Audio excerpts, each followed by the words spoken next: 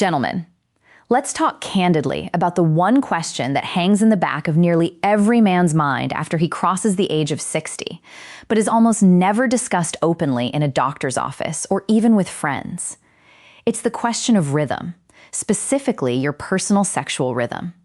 How often should a man in his 60s, 70s, or beyond be engaging in sexual release? Is it still healthy to do it every day like you might have in your 20s? Should you cut back significantly thinking your body is worn out? Or should you stop entirely believing the outdated myth that it's just something for younger men? I've heard the confusing advice you get. As much as you want, if you can, don't waste your testosterone, save it up. Do it every day for prostate health. The truth is, there is no single, simple, magic number that works for every man on Earth. But there is a highly specific, science-based rhythm, a sweet spot, that works best for your body, your unique hormonal balance, and your overall health at this vital stage of life. I'm Dr. Nerita, and for the past 12 years, my practice as a urologist has involved listening to men, not just diagnosing and treating, but truly listening to their concerns, their frustrations, and their deepest confusions about maintaining their vitality and confidence as they age. And I can tell you this, your sexual rhythm in later life is far more than just a matter of release. It is a fundamental diagnostic tool, a reflection of your entire internal system. It signals the health of your circulation, the stability of your hormones, the responsiveness of your nervous system, and even your emotional resilience. The decline men often accept as just aging is often, in fact, a simple misunderstanding of recovery time and physiological capacity. In the next half hour, we're going to map out the perfect sustainable rhythm for you. You will learn the biological dangers of both too much and too little activity after 60. It's a tightrope walk, and most men unknowingly fall off one side or the other. The 5 crucial mistakes that sabotage your sensitivity and leave you feeling fatigued instead of rejuvenated. A simple self-tuning method to find your personalized frequency based on real physical and mental feedback.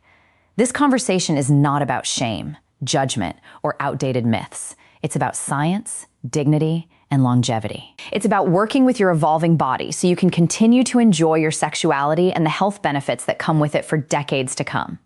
Before we dive into the deep science, I have a quick request.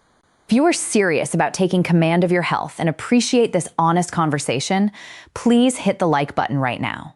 It helps this information reach more men who need a clear, non-judgmental guide. And drop a comment below.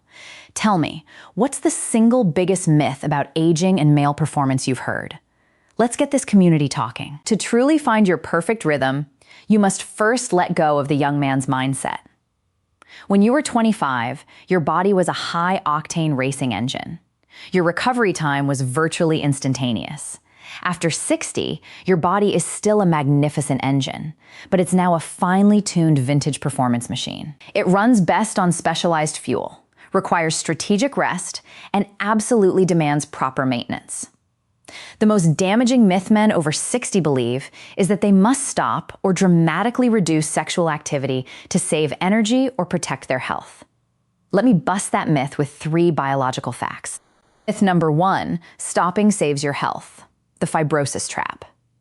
Biologically explained, the penis is made of specialized spongy tissue, the corpora cavernosa, which must be flexible and elastic to expand and fill with blood. This tissue needs regular oxygenation, and the body's natural way of achieving this is through frequent nocturnal spontaneous erections. Morning wood is the most common example. If you avoid sexual activity for long periods, the tissue is deprived of this essential oxygen boost.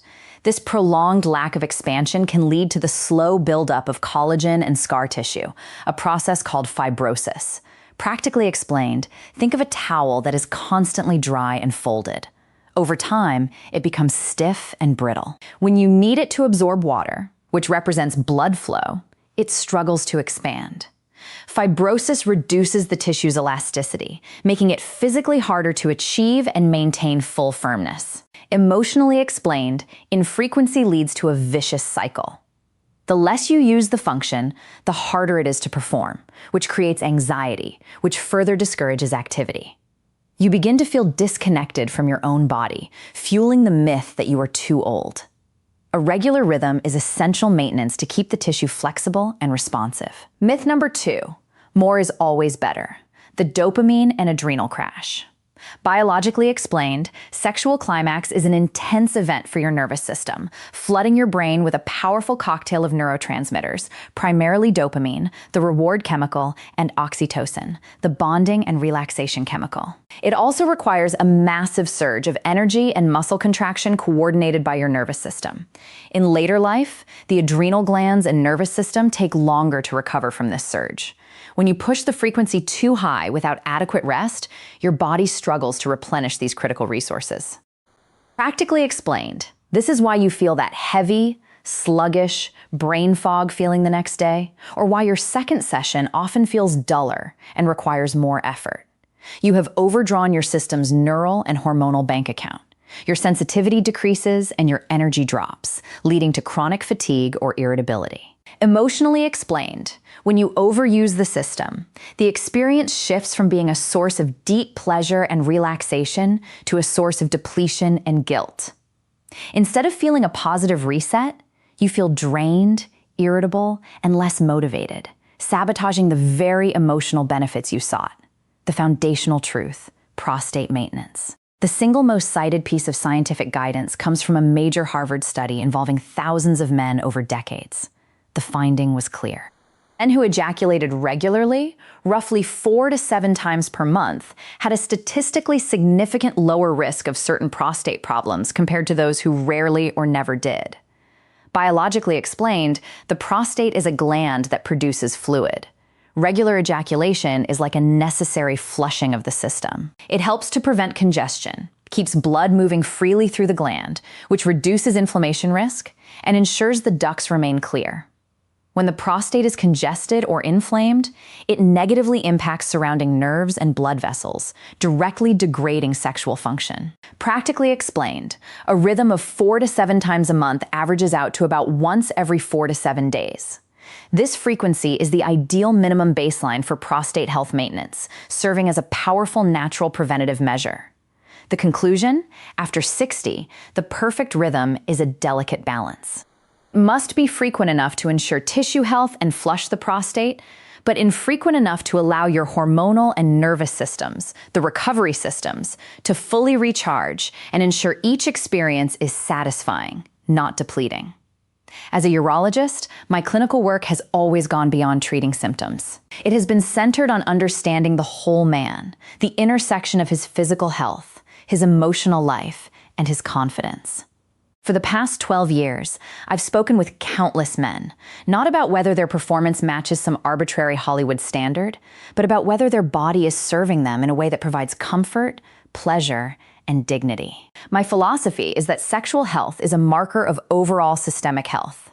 If your heart is healthy, your blood pressure is controlled, and your stress levels are low, your sexual function will naturally be robust. If the engine is running smoothly, the performance gauge will reflect it. The challenge most men face is a lack of clear, non-judgmental guidance. They read conflicting articles and are left to fumble in the dark, usually resulting in a frantic excessive phase, followed by a resigned infrequent phase, both of which are detrimental. I am here to be your health strategist.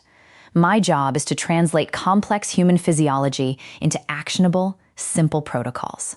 I can tell you, with absolute certainty, age is not the barrier to pleasure. Poor recovery is. Your body is still fully capable, but it is less forgiving of overuse or neglect. When we talk about the perfect rhythm, we are talking about intentional maintenance. A proactive, self-aware decision to optimize your energy levels, stabilize your hormones, and ensure your system is always ready, not just occasionally recovering. This is about taking command of your vitality, not surrendering it to the calendar. Since there is no one-size-fits-all number, the best way to find your rhythm is to learn how to read your body's warning signs. Your body sends clear signals when you are doing too much, which causes depletion, or too little, which causes stagnation. Here are the 5 most common mistakes I see men making, and how to tell if you've crossed the line. Mistake number 1, the dopamine crash and burn, the day after fatigue. This is the classic sign of pushing frequency too hard without adequate recovery. The red flag, waking up the next day with a heavy, unshakable, sluggish feeling, mental fog, brain fatigue, or an unexplained dip in motivation or mood. It's a feeling of being subtly depleted. The fix is to space out your sessions and prioritize sleep. Mistake number 2, chasing the dragon, sensitivity loss. When you feel the need to use significantly more pressure or intense stimulation to achieve the same level of sensation. This is a neurological downregulation. The fix is to take a short break or slow down. Mistake number 3, testicular discomfort, the congestion sign. A dull ache or a feeling of fullness in the testicles or groin. This is often a sign of stagnant blood and fluid. The fix is to gently increase frequency. Mistake number 4, performance anxiety, the mental block. The fix is to shift the goal from performance to pleasure and connection. Mistake number 5, ignoring your partner, emotional drift. When you treat sexual release as a solo performance, you disconnect from intimacy. The fix is to communicate openly. So, gentlemen, the perfect rhythm is personal. Start with the 4 to 7 times monthly baseline. Adjust based on your recovery. Listen to your body, not the calendar. If this video helped you, hit that like button. Share it with a brother, and subscribe for more honest men's health content. Drop a comment below and tell me what myth surprised you most. I read every single one. I'm Dr. Nerita. Take care of yourselves, gentlemen.